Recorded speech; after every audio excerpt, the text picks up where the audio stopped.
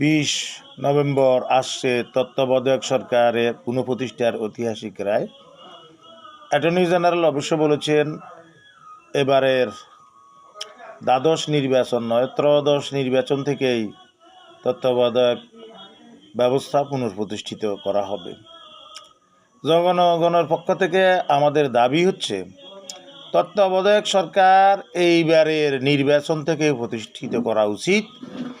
কেননা ফেব্রুয়ারিতে যে নির্বাচনের ঘোষণা দেওয়া হয়েছে এ সময়ের ভিতরে গণভোট সহ অন্যান্য আনুষঙ্গিক কাজ সম্পন্ন করা সম্ভব নাও হতে পারে এবং রাজনৈতিক যে বিশৃঙ্খলা বা সমস্যা বা সংকটের সৃষ্টি হবে তা মোকাবেলায় একটু সময়ের প্রয়োজন।